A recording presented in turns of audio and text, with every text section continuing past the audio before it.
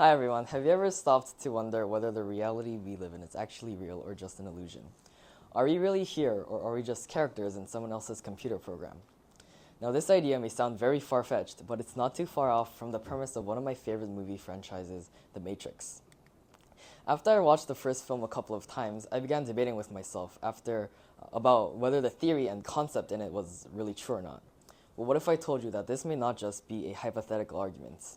What if I told you that there are credible theories that suggest our reality may also be a simulation? In The Matrix, the protagonist Neo discovers that his entire life has been an elaborate simulation created by evil sentient machines, much like the simulation hypothesis proposed by many scientists and philosophers.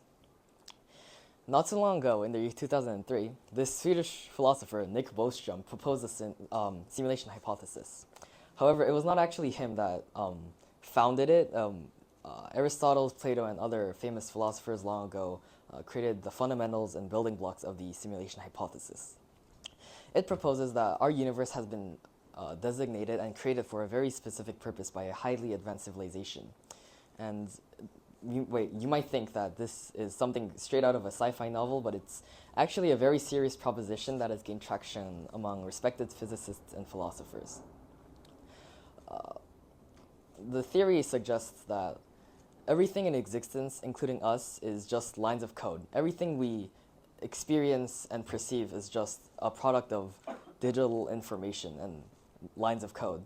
This is a scene from The Matrix where the main character realizes that his entire universe and his entire reality has been just, like I said, a simulation. If we look at the history of human thought, we can see that people have been pondering in this idea for centuries and even decades. Like I said before, René Descartes, Plato, and other famous philosophers have been studying and questioning the true nature of our reality for a very long time. What sets the simulation hypothesis so apart from the others is that it's not just a philosophical inquiry, but a scientific one as well. One of the main arguments for the simulation hypothesis is the idea that as our computing power increases, we will be able to create simulations that are so indistinguishable from reality that they will, be indistinguishable and be a direct mirror to our own real world. This means that, first of all, it would be very exciting to see happen at our fingertips what we are experiencing now, but it could mean that some other civilization has already gone and done it and created the simulation. But there's also a very high chance that we're living in one of those simulations. Another one of these arguments for the simulation hypothesis is the idea that certain things have been put there for a specific purpose, such as the presence of dark matter, dark energy, and the laws of physics. Theologians argue that they have been very specifically put there for a sole purpose of a simulation. Another one of these arguments for the simulation hypothesis is the idea of glitches in the matrix. These can include things such as the Mandela effect. The Mandela effect is something when people remember the same scene or same object in their mind very specifically, but it's all different. Every person remembers it slightly differently, and theologians argue that this is a glitch in the matrix.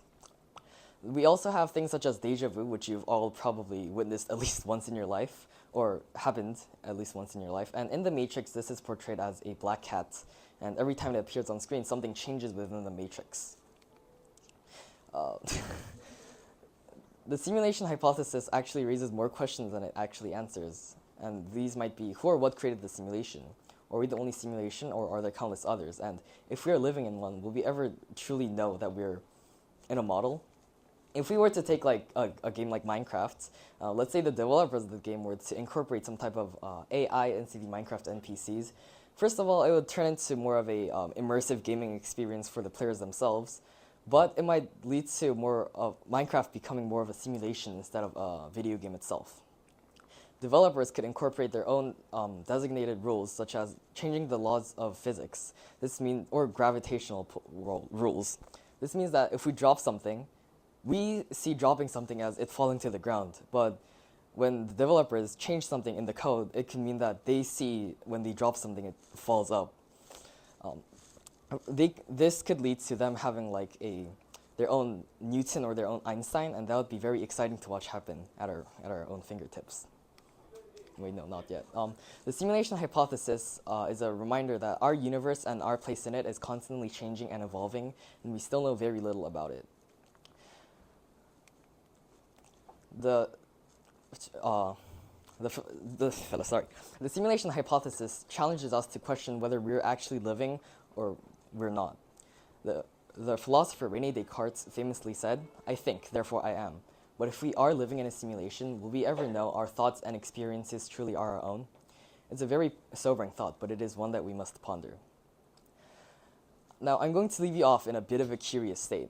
You may want to think about it, or you may not. But remember, the thought that's in your brain right now probably isn't your own. Actually, no, I'm not even going to ask the question that I had in mind. I'm just going to hope that you can ask yourself about whether we are ourselves. Thank you.